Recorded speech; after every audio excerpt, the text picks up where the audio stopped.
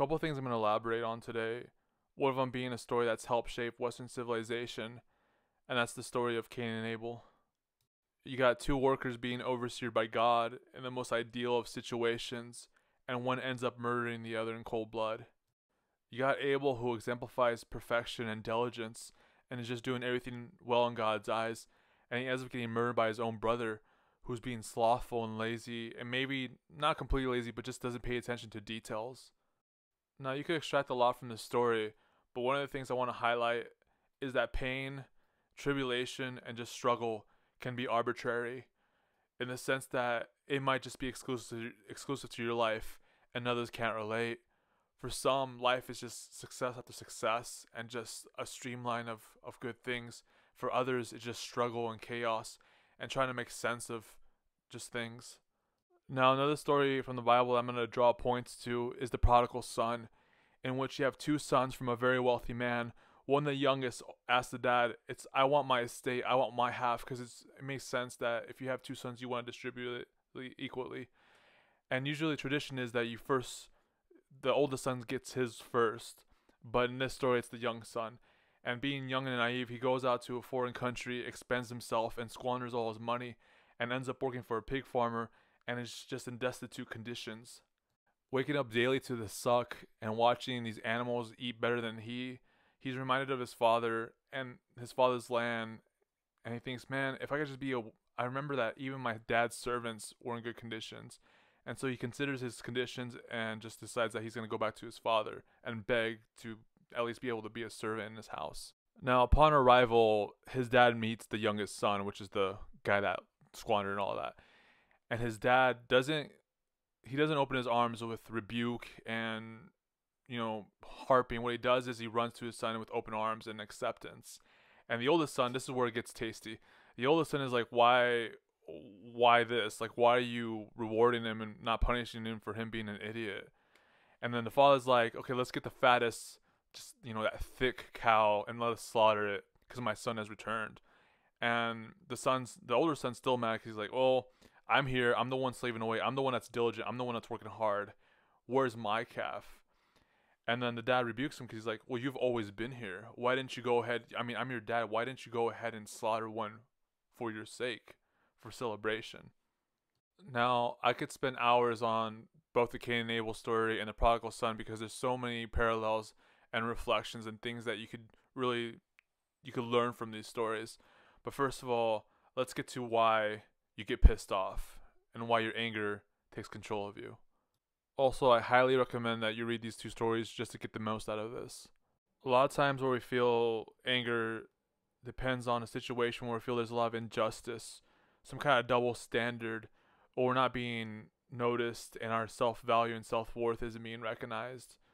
Just a couple highlights of what God hates, and fair to say that we hate, is a lying tongue, hands that shed innocent blood, a false witness, and people that sow discord among people or friends. And I know somewhere else it says he hates uneven scales or double standards.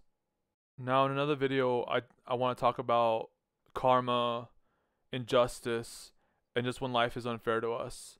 But for now, I want you to think about your anger and think about what is it you're trying to express and what injustice is it that you're trying to fix or resolve. Now, given the stories, I'm sure you resonate with one of the characters, either Cain and Abel or the older and younger brother.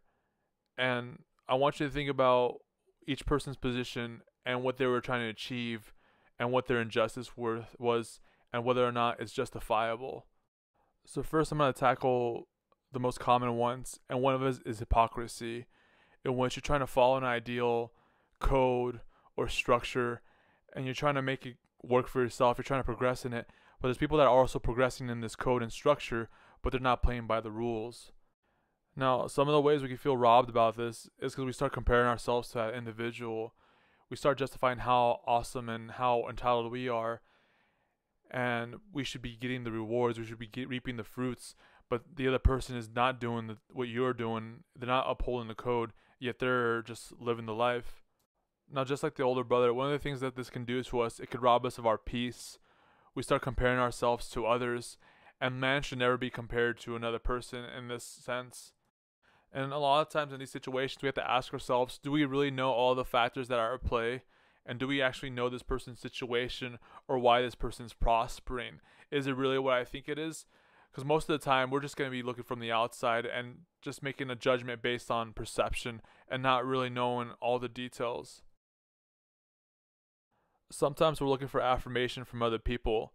We're looking for our boss to tell us, well done, or wow, or that's extravagant. But most of the times they won't do that. And sometimes it's our personality type or just the way people perceive us. The other person that gets the compliment might be perceived in a different light, and that way they're expected to give compliment to those people. And some people might see you in the light that that person doesn't need compliments. He's just a good worker and he's intrinsically motivated, which that makes sense. You wouldn't want to give compliments to that person because that person doesn't need that to kind of give clout to their mindset or their workflow. Especially in this life where there's so much nihilism and things don't just seem to be going in your way, I think it's good to get feedback. And you gotta be like that oldest son. You gotta ask, why couldn't you kill a calf for my sake? And sometimes we need that individual to tell us that, hey, you've been here the whole time. Why don't you just kill yourself? We become so self-righteous and put a high importance and value on independence that we're just scared to ask for feedback and ask for opinions. We're afraid that if we don't do this one thing our way and in our light, that we'll never be affirmed or gratified or justified. Instead of asking ourselves, is there multiple ways to do this the right way? We just stick to our old ways, and instead of celebrating good times, we just brood over the bad ones. What if Cain would have asked his brother, brother, how do you do this? How do you be right in God's eyes? How do you do this to the utmost just discipline? Or the older brother, okay, brother, you know what? I want to celebrate for you because I am grateful for what I have. I'm grateful that it didn't take a lesson for me going in the wild and squandering and expending myself to learn such a valuable lesson. Then everyone would be happy and we'd all be celebrating together. Sometimes in life, it seems like taking the narrow path is just most difficult, and it's the one that's most alone. And sometimes it might be the narrow path, but other times it's not the narrow path. And I think there's a big lesson, and I think wisdom is being able to discern between the two. Another thing to think about is you don't know exactly what a person's thinking or exactly what their motives are or what's in their heart. Sometimes people just look like something, but what's happenstance might be completely different than you once thought.